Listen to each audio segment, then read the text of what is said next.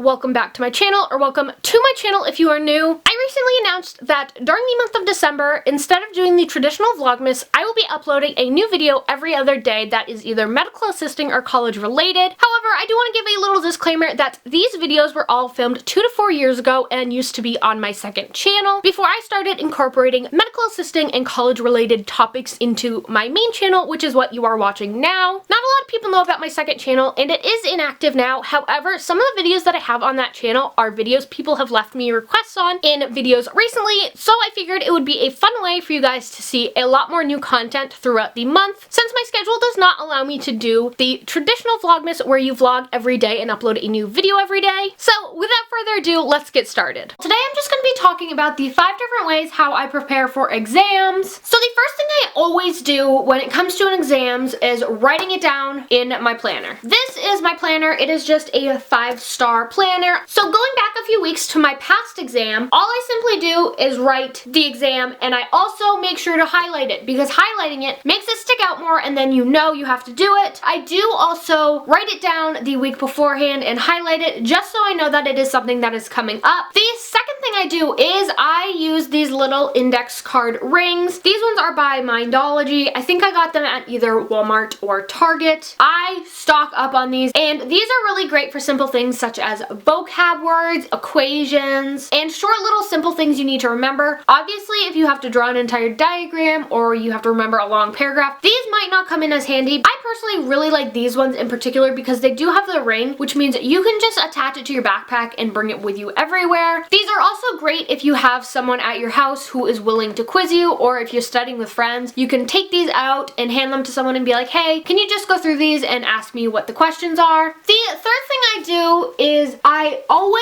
put an asterisk and highlight things that are going to be on the exam. I don't know about you guys, but I know that for me personally, my professor always stresses certain things and also says this will be on the exam. So whenever I hear that sentence or she is stressing a certain topic, I know that I need to put an asterisk next to it, so I study it a lot for the test. So for example, right now we are doing the renal system, and one of the things she said would be on our next exam is perfusion is directly related to urine output, so I simply put an asterisk, a circle, and then highlighted the sentence. If you guys are curious as to how I take my notes, I will have a video linked down in the description box. It is definitely worth watching, and it will give you guys an idea as to how I set my notebooks up. The fourth thing I do is whenever we get diagrams in class, I always make sure to annotate them. For those of you who don't know what annotating a diagram or annotating in general, it is basically just writing extra things down. So this was part of our CO2 transport, and as you guys can see, I have a ton of arrows and I have done a ton of writing. And to do this, I basically sit down with the book, read through it, and jot down simple things. And then while we are going over it in class, I jot down even more things. And the last thing I do for exams is create a little study sheet like this. It is just in the Cornell Notes format, and like I said, we are working on the renal system, so at the top I just put the renal system, and I also put the chapter, which for us is chapter 21. And then what my professor does is she writes questions on the board every once in a while, or she will verbally ask questions. And so when she does that, I always make sure to write them in my notebook, and then once I get home, I like to type them up. So over here in the left-hand margin, I just write the question, and then over